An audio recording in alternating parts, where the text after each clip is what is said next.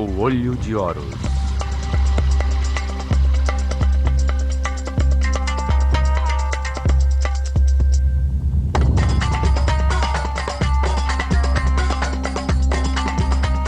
Quinta parte.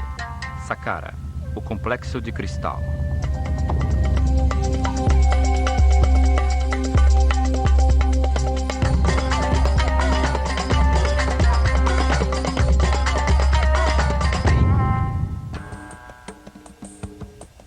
Complexo de Saqqara.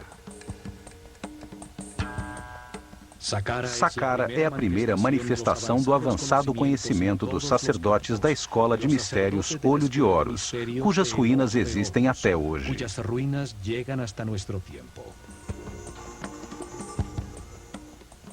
Neste local foi construída a primeira pirâmide da Terra depois do dilúvio. Também foram usados pela primeira vez blocos modulares de pedra para a construção de um edifício.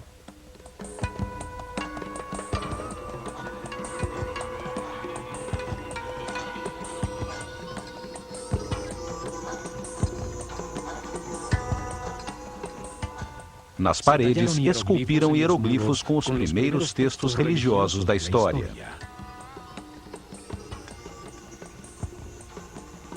Neste local foi construído um enorme complexo subterrâneo de 12 pavimentos, com câmaras e galerias decoradas com os primeiros azulejos de cerâmica criados pelo homem.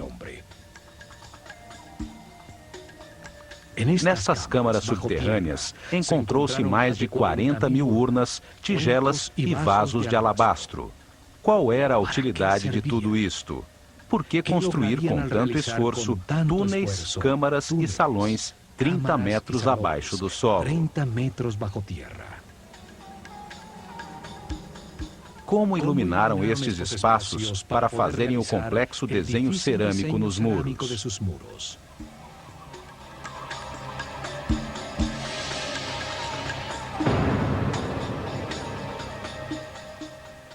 Por que as construções são volumes maciços de pedra sem nenhuma utilidade aparente? O que uma sociedade de cerca de 4 milhões de pessoas podia ganhar ao cortar e deslocar mais de 1 milhão de toneladas de pedra para construir este complexo que surpreende pela sua refinada arquitetura?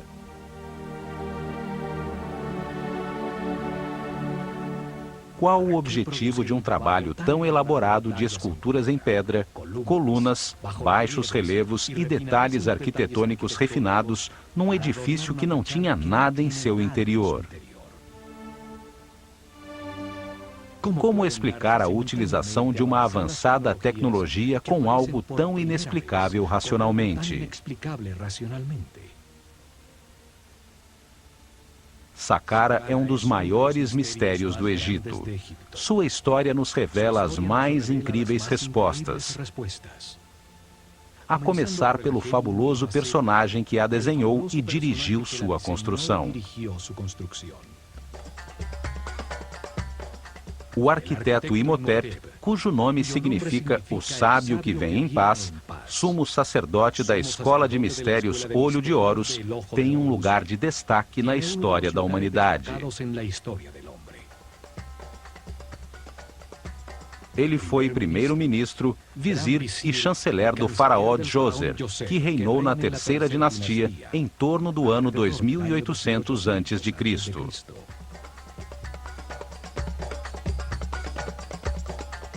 Imhotep nasceu no dia 31 de maio. Seu pai era o arquiteto Khanofer e sua mãe Creduonk. Algumas poucas estatuetas o retratam como uma pessoa simples, usando roupas sóbrias como as de um monge. Ele foi o pai da arquitetura, passando de trabalhos com madeira e barro a trabalhos com blocos modulares de pedra. Desenhou também as primeiras colunas esculpidas no formato de flores de lótus nos capitéis. Os mais refinados detalhes arquitetônicos e a harmonia de Saqqara destacam a sua grande maestria. Ele foi o primeiro filósofo da história da humanidade. Dedicou-se a analisar conceitos fundamentais como espaço, tempo, volume, a natureza das doenças, a existência de Deus e a imortalidade. Ele representa a base conceitual da civilização egípcia, como o movimento da consciência em direção a Ma'at, à justiça, ao correto, à harmonia e ao equilíbrio. Segundo Platão, a história sobre Atlântida que foi contada a Solon pelos sacerdotes egípcios é da época de Imhotep. Astrólogo e astrônomo, ele criou o primeiro registro sistemático da abóbada celeste. Deixou-nos os primeiros mapas das constelações. Demonstrou o seu conhecimento dos equinócios ao usar as mudanças de era para determinar as etapas da revelação no desenvolvimento espiritual da civilização egípcia. Mas foram as qualidades de Imhotep como médico que o converteram em um semideus. Apenas 50 anos após a sua morte, o faraó Miquerinos lhe dedicou um templo que se tornou um lugar de peregrinações e de curas milagrosas. Os gregos que estudaram no Egito e que mudaram os nomes de todo mundo o chamaram de Asclépios ou Esculápio para marcar os seus feitos como médico. Também o chamaram de Hermes Trismegistus, 3 vezes grande, por suas qualidades como filósofo e físico, já que revelou as bases de como o universo funcionava. Imhotep foi o primeiro a compilar informações sobre como diagnosticar e curar muitas doenças. O caduceu, que hoje é símbolo da sociedade médica, era a vara de poder de Imhotep. Com ela, media a quantidade de energia vital que um ser humano processa em seu interior.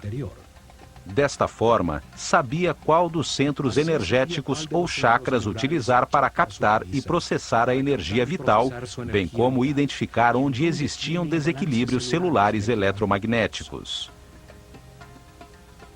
Ele curava elevando a frequência vibratória da aura, ou campo eletromagnético da pessoa. Isto restabelecia o equilíbrio dos chakras, permitindo que voltassem a fornecer a energia vital necessária aos órgãos afetados, a verdadeira causa de todas as doenças. O caduceu tem 2 serpentes que se cruzam sobre os 7 chakras. Os centros nervosos sobre a coluna vertebral que captam e distribuem a energia.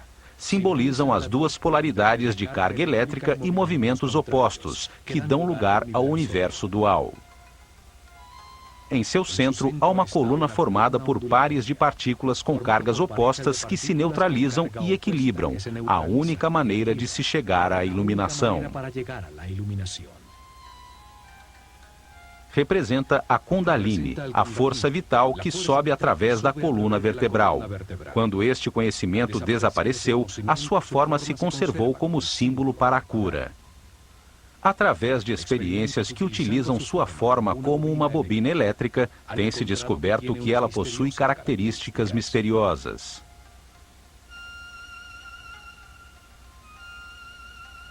Quando se aplica uma corrente elétrica, não se detecta nenhum campo de força, embora os seus efeitos sejam comprovados, pois é gerada uma ressonância em todas as frequências e longitudes de ondas. Pode ser usado como emissor e receptor de sinais radioelétricos, como se emitisse raios laser. O papiro médico Ebers mostra a maneira como Imhotep misturava a magia com a medicina. Suas fórmulas e remédios estão cheios de rezas e encantamentos, pois ele acreditava que a medicina não curaria sem que recebesse poder através da energia da palavra. Seus textos e ensinamentos passaram secretamente de geração em geração durante milênios. São a base dos conhecimentos gnóstico, templário, Illuminatis, Rosa Cruz e maçom.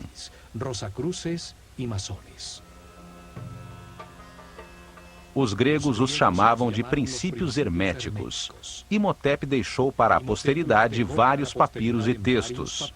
Um deles, o Kybalion, fala dos 7 princípios fundamentais do universo. Neste texto, afirma que o universo existe na mente de Deus. que cada homem é único com os seus pensamentos, com a capacidade de pensar individualmente, e que a realidade é um grande sistema onde todas as coisas têm consciência e estão interligadas. Imhotep foi um mestre do conhecimento.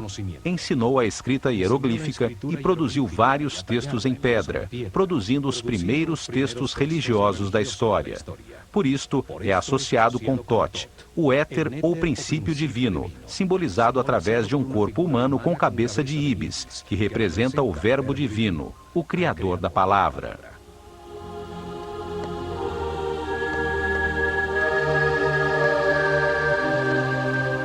Não há dúvidas de que Imhotep foi um ser especial e, com o passar dos anos, ele se tornou um mito, associado ao divino. A ele foram atribuídos diversos nomes como Thoth, Mercúrio, Quetzalcoatl, Esculápio e Hermes Trismegistus, o 3 vezes grande. O termo hermético se converteu em sinônimo de sabedoria secreta.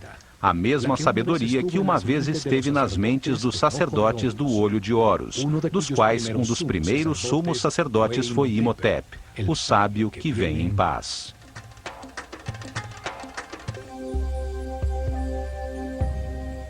Foi Imhotep quem decidiu onde se construiria Saqqara para suas misteriosas finalidades. Está situada na área entre 31 e 32 graus de longitude leste e 29 e 32 graus latitude norte, a única área no Egito na qual se construiriam pirâmides nos 400 anos seguintes.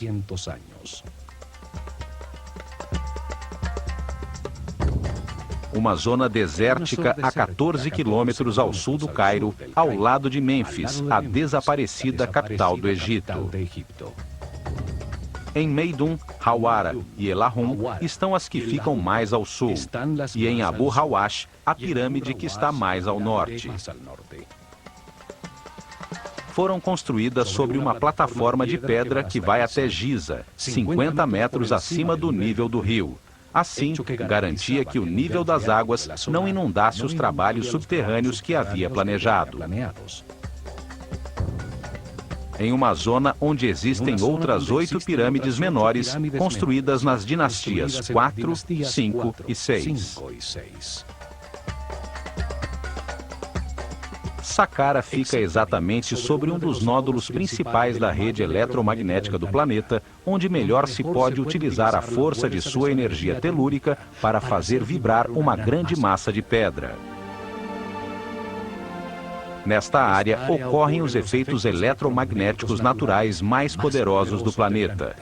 Aí está localizado um de seus chakras. Aí também passa a corrente telúrica, a carga terra negativa que leva sua energia vital. Este é um local de confluência maior das chamadas linhas-lei, perfeito para que um grande volume de pedra, com alto conteúdo de cristais de quartzo, ao vibrar, produza energia estática negativa devido à fricção de suas moléculas. A atmosfera está carregada com 500 volts de corrente positiva por metro quadrado, 5 vezes o normal. É um ponto de poder no planeta, que aumenta os efeitos energéticos da pirâmide que Imhotep construiu. Esta localização de Saqqara era fundamental para poder utilizar a pirâmide como um condensador elétrico que captava, como uma antena, a energia positiva da atmosfera nos cristais de quartzo das louças de granito que uma vez cobriram sua parte exterior.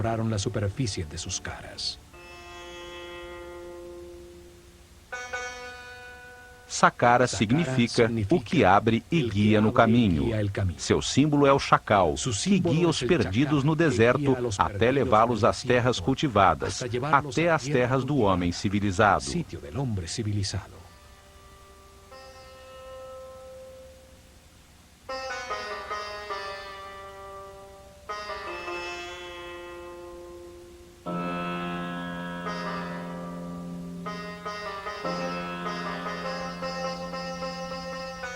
Ao longe, a primeira que se via era a pirâmide branca, rodeada por uma grande muralha, a primeira construída em blocos de granito cortado em sofisticados baixos relevos e umbrais. Uma obra muito mais complicada que a própria pirâmide. 130 mil toneladas de granito formavam um muro de pedra alto e especial que rodeava os 15 hectares do complexo, protegendo-o do caos exterior e atribuindo-lhe uma forma retangular, ajustada exatamente na direção cardial norte-sul, paralela ao curso do Nilo.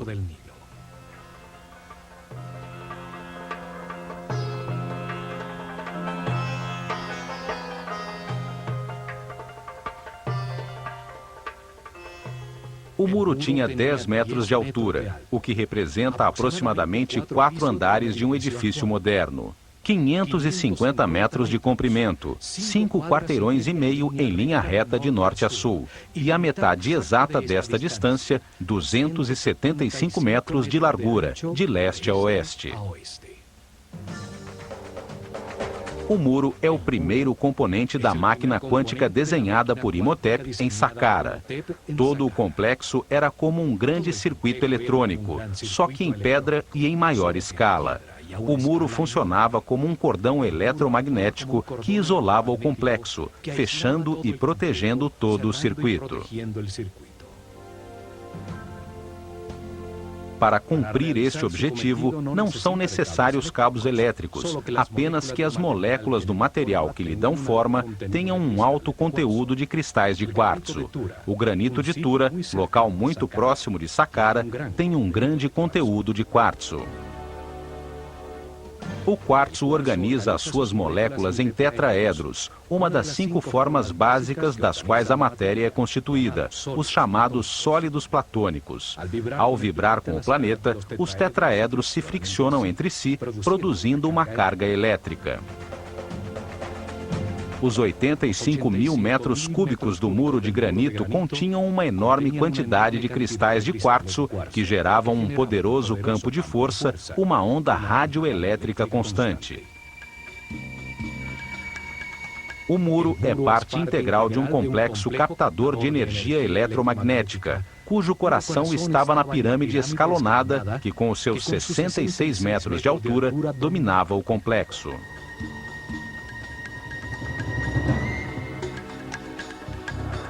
A forma do muro era surpreendente.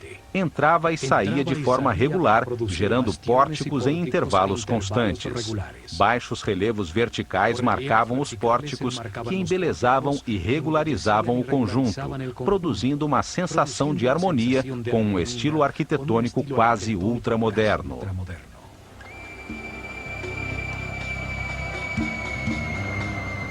Desde a sua parte superior até as entradas, as quais se subia através de escadas, se via a paisagem de muitos quilômetros em todas as direções, bem como a impressionante vista da pirâmide escalonada.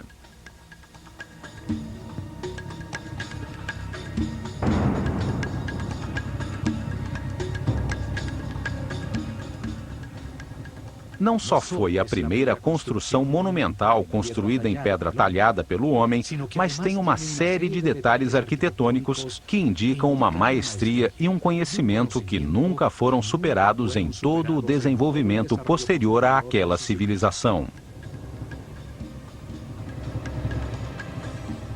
15 pórticos iguais escondiam o único que tinha uma porta verdadeira, localizado em uma esquina a sudeste do enorme retângulo.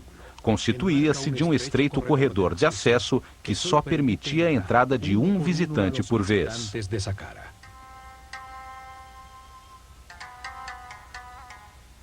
O caminho da perfeição espiritual é individual e intransferível. Ninguém pode evoluir por outra pessoa. Por isto, em Saqqara, só entrava uma pessoa de cada vez.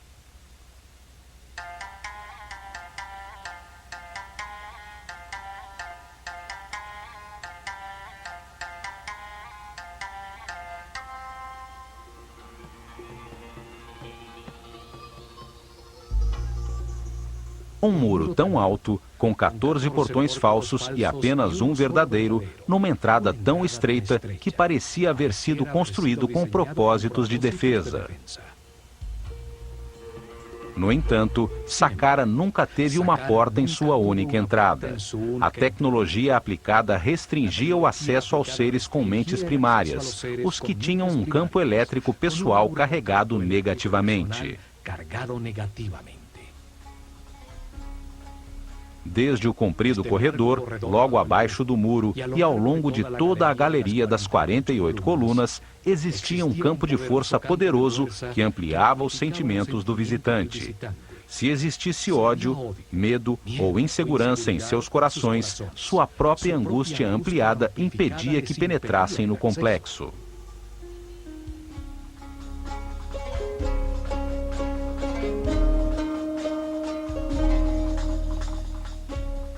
Apenas os puros de coração podiam entrar em Saqqara quando o complexo e a escola de mistérios Olho de Horus funcionavam naquele local. A imponente galeria tem 48 colunas. Sua forma esotérica é a mesma do DNA humano. 20 pares de colunas estreitamente unidas a seus muros, dispostas no sentido em que caminha o Sol sobre o feixe de avanço da energia, a espiral da molécula.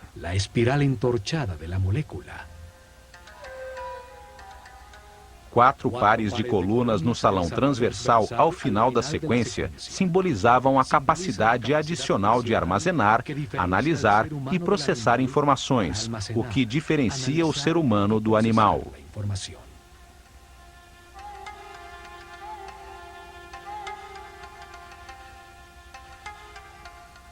As colunas totalmente modulares e com 7 metros de altura estavam dispostas seguindo uma série de princípios arquitetônicos que se repetiriam milhares de anos depois no Partenon. Cada coluna tinha a forma de um papiro. O cilindro tinha uma ligeira convexidade e se estreitava em sua parte superior, acentuando a verticalidade para enganar a visão. Sem esse truque, se veriam curvas sob um ângulo distante.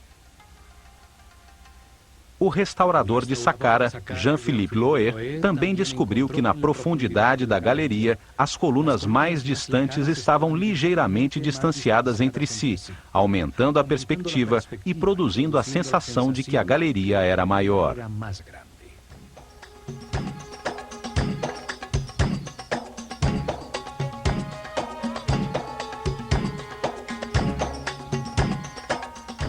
Ao atravessar a galeria, chega-se ao salão transversal das 8 colunas, unidas entre si por módulos de pedra que marcam a saída ao grande pátio das serpentes, em cujo lado norte brilhava a esplêndida pirâmide escalonada.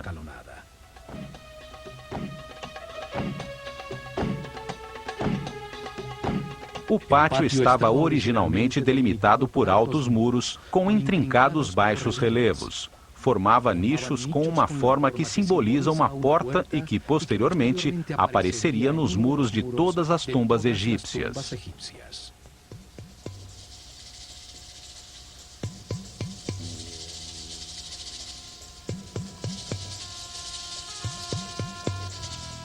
Cada porta continha um friso horizontal decorado por uma cobra. A serpente sagrada simbolizava a dualidade, devido à sua língua bifurcada e aos seus órgãos sexuais duplicados. A serpente simbolizava também a determinação para alterar a existência, para começar uma viagem evolutiva independente e tomar as suas próprias decisões. Era a fonte da origem do movimento.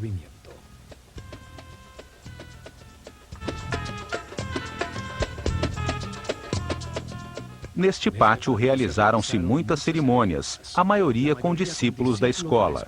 Ao menos uma vez por ano, o faraó vinha a este local para ser coroado novamente pelo sumo sacerdote da escola Olho de Horus, com uma coroa branca e vermelha que simbolizava o seu poder sobre todo o Egito.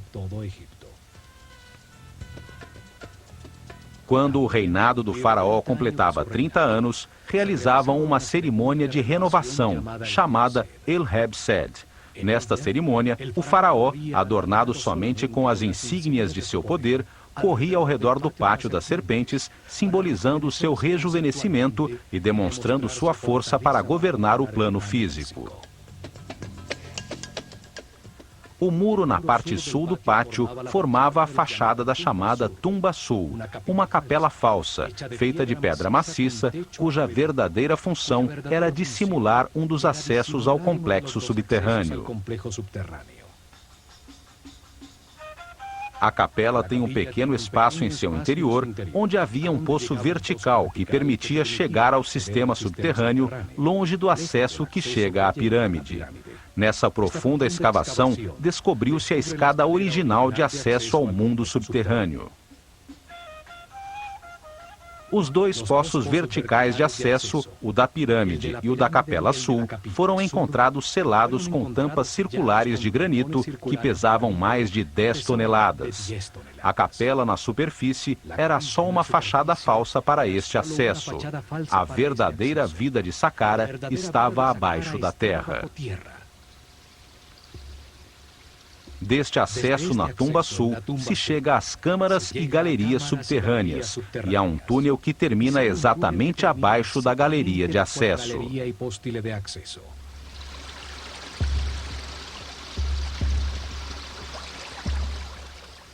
A planta de todo o complexo parece o processador central de um computador.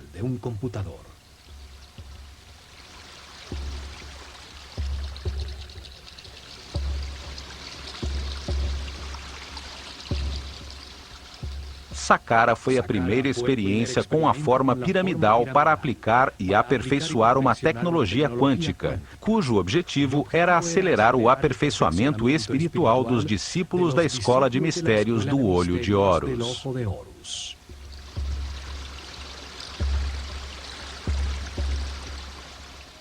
Durante 400 anos, construíram cerca de 100 pirâmides com formas, tamanhos e materiais diferentes, até que o desenho foi aperfeiçoado na Grande Pirâmide de Quéops. Estes conhecimentos foram herdados da civilização Atlante. Tinham como objetivo converter grandes formas piramidais em máquinas quânticas, para a produção de colunas estacionárias de energia que permitiam elevar a frequência de vibração dos iniciados. Isso aumentava a energia vital, ampliava o poder mental e despertava novos sentidos, como a telepatia, bem como a sensibilidade para perceber a aura de outras pessoas. Permitia que a consciência se posicionasse acima do tempo e percebesse a cadeia de reencarnações já vividas.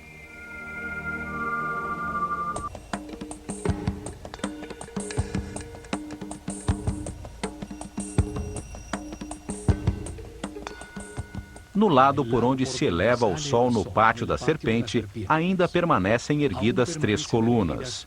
Elas formavam o centro do chamado Templo Real de Heb-Sed, um pavilhão utilizado pelo faraó e pelos sacerdotes do Olho de Horus durante as celebrações.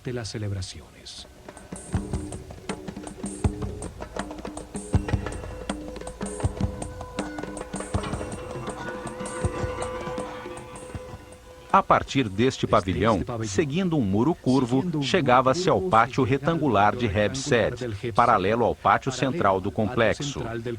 Seus lados estavam delimitados por 2 séries paralelas de capelas falsas. É, sem dúvida, uma fachada elaborada sobre um bloco de pedra maciça. Cada série tinha 13 estranhas e misteriosas capelas de pedra maciça. Seus muros não produziam nenhum espaço útil em seu interior. Eram apenas uma fachada bem elaborada, com refinados detalhes arquitetônicos. Sua forma disfarçava o verdadeiro propósito de todo o complexo. A intrincada rede de câmaras, túneis e galerias subterrâneas, desenhadas como um enorme circuito eletrônico, produziam um vórtice eletromagnético. Na frente de cada capela falsa, através de uma estreita e tortuosa passagem, chegava-se a um pequeno santuário exterior, onde estariam as representações simbólicas das forças tutelares do Egito, os protetores divinos.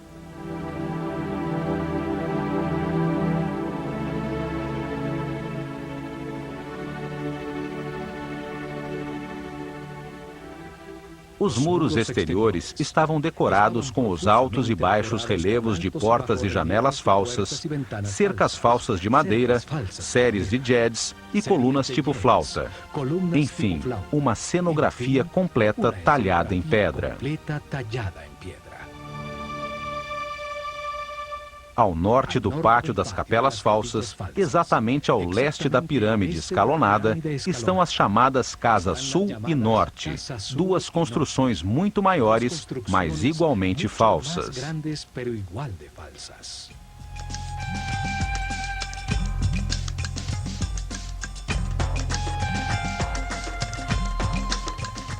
A fachada da Casa Sul tem colunas cilíndricas com capitéis em forma de flor de lótus, símbolo do Alto Egito. Em uma das paredes de um estreito corredor está a pichação mais antiga do mundo, hierática e com comentários que fazem referência ao faraó Djoser. Foi feita por visitantes durante a 18ª dinastia.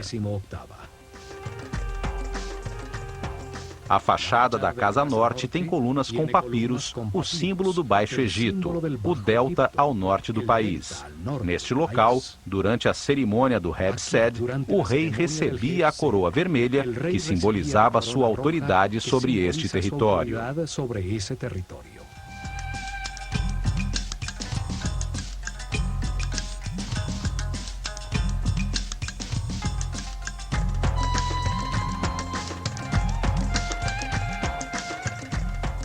Entre a Casa Norte e o chamado Templo Funerário de Djoser, encontrou-se o chamado Serdab, uma pequena capela com 2 orifícios em um dos seus muros. Através destes orifícios, podia-se observar no pátio uma estátua do faraó Djoser recebendo a brisa revigorante do norte.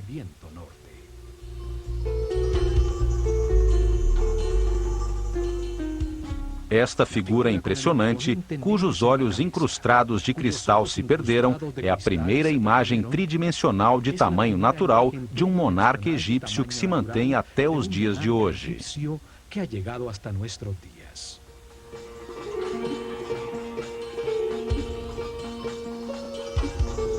Ela observa, há milênios, a surpresa que as construções falsas contidas em seus muros causa a todos os visitantes de Saqqara.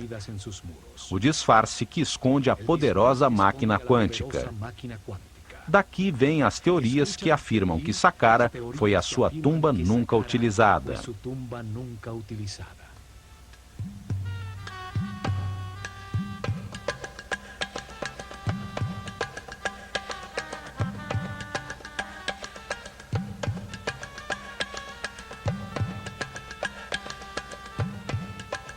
Ao seu lado se encontram as ruínas do templo anexo à pirâmide, com seu único acesso no lado leste.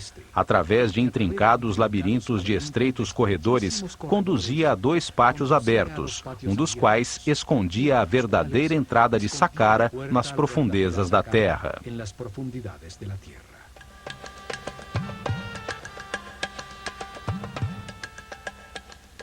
Este pátio tinha como objetivo despistar o acesso principal às galerias subterrâneas. Este esquema de um templo anexo se repetiu em todas as 108 pirâmides que foram construídas nos anos seguintes.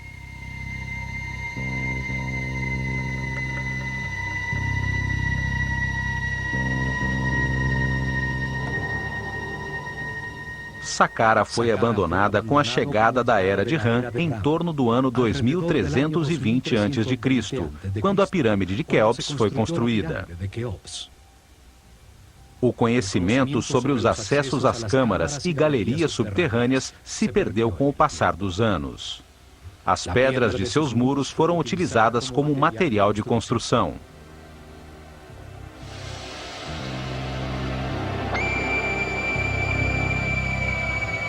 Muitos nobres de períodos posteriores construíram suas tumbas neste lugar sagrado. Hoje, acredita-se que foi um cemitério e que o complexo original é a tumba do faraó Djoser. Durante a 26ª dinastia, em plena decadência da civilização egípcia, ninguém sabia que o templo anexo escondia a entrada à câmara principal. Por ordem do faraó, foi cavado um amplo túnel do lado sul, embaixo da pirâmide, pois se acreditava que ali estava a entrada.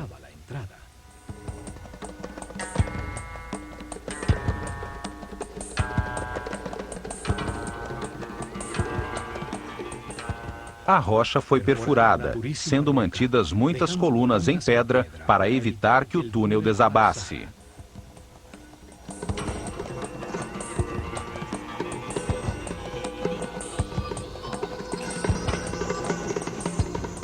Até que chegaram à Câmara Central, um espaço vazio de 12 andares de profundidade, um poço vertical com a forma de um obelisco virtual, bem no coração da pirâmide.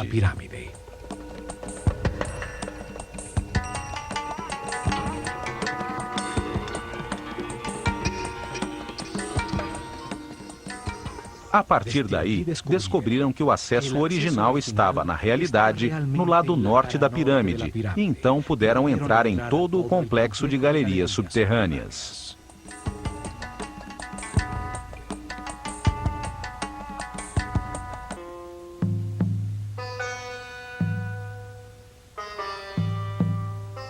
A construção de Saqqara foi feita em 3 etapas, planejadas desde o início por Imhotep.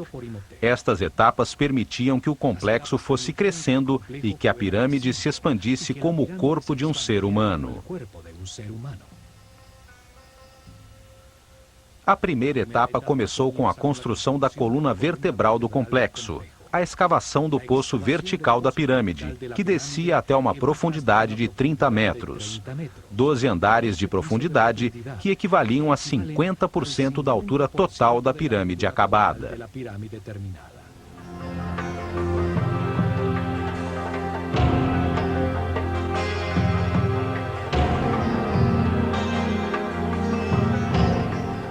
Nesta profundidade foram cavados centenas de metros de túneis, bem como uma série de câmaras e galerias, parte fundamental do sistema.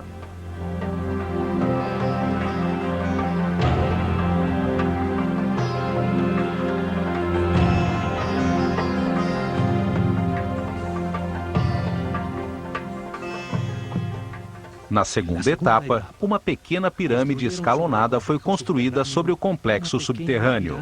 Seu peso era exatamente 50% da pirâmide projetada.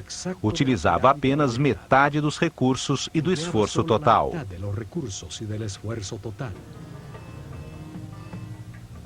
Além disso, podiam utilizar as instalações durante a construção. A carga elétrica gerada pela pirâmide pequena era utilizada para produzir ondas eletromagnéticas que facilitavam o deslocamento de todo o material necessário para a construção do complexo.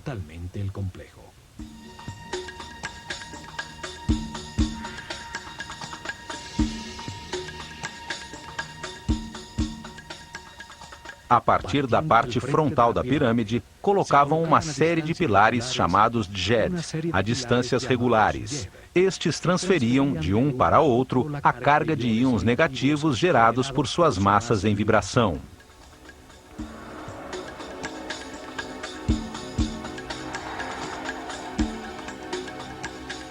Cada pilar tinha 2 bobinas de arame de ouro enrolados sobre madeira, verticalmente dispostas. A primeira na parte inferior, a segunda na parte superior. O pilar era colocado sobre uma cavidade de fibra molhada em água salgada que produzia um excelente contato terra. Era necessário que um sacerdote de alto nível de consciência e vibração controlasse a energia da mente, de modo a permitir a transferência do fluxo de íons ao primeiro pilar na frente da pirâmide. A partir daí, a carga elétrica fluía de maneira regular de coluna em coluna. gerava uma avenida eletromagnética até chegar a Tura, a uma pequena distância de Saqqara, em frente ao Nilo, no âmbito de poder da pequena pirâmide, onde se localizavam as pedras de granito de quartzo. As louças de granito eram colocadas na frente do último Djed. Então, o sacerdote as golpeava com a sua vara, induzindo nas moléculas de quartzo a mesma carga negativa das ondas eletromagnéticas. As duas cargas iguais se repeliam e o bloco levitava. Este é o mesmo princípio utilizado atualmente pelo trem-bala no Japão, que flutua sobre o poderoso campo eletromagnético dos trilhos, que possui a mesma polaridade do trem.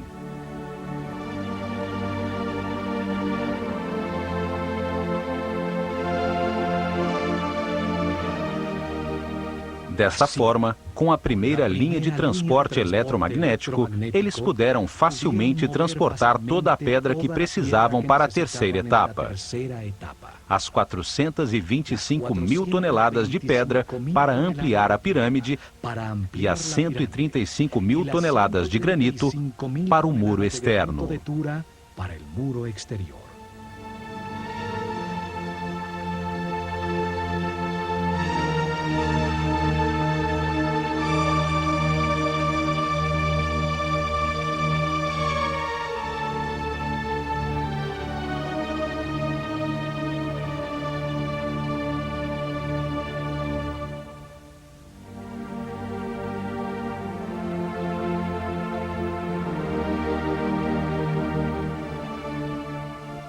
As etapas permitiam usar parcialmente a energia gerada, que aumentaria em 50% quando a pirâmide estivesse construída. A energia total garantiria uma onda eletromagnética que chegaria até Maidum, o chamado ponto médio, entre Saqqara e as pedreiras de granito vermelho no Alto Egito.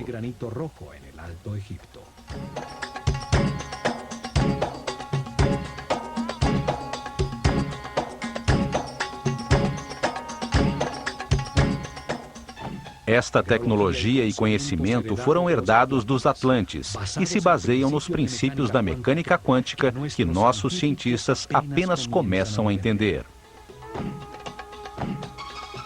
No próximo programa, continuaremos nossa análise sobre Saqqara. Entenderemos a distribuição física e o significado de todo o complexo subterrâneo que foi construído com o objetivo de dar forma a uma poderosa máquina quântica que acelerou a evolução dos iniciados. Ao examinar este caminho, que chamaremos de caminho quântico em direção à luz da consciência, veremos que este processo evolutivo foi ensinado por diversos mestres superiores. Um deles foi o Mestre Jesus. Fue el Maestro Jesús.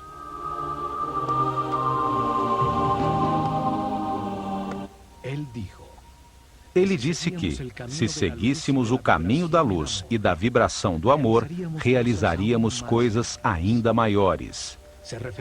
Ele se referia à utilização das partículas subatômicas da luz, à força criativa que deu forma a este universo.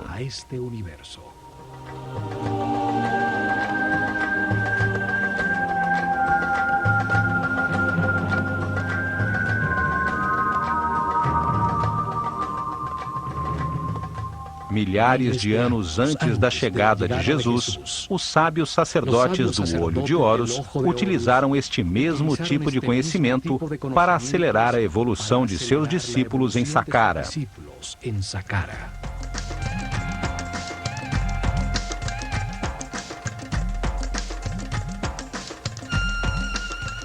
Construíram grandes formas piramidais, máquinas quânticas para a produção de colunas ondulatórias de energia, que usaram para elevar a frequência de vibração dos iniciados. Criaram um centro de comunicação com dimensões superiores que permitiram aos discípulos mais avançados verificar o caminho da luz. Receberam informações de seres mais evoluídos, de mestres superiores.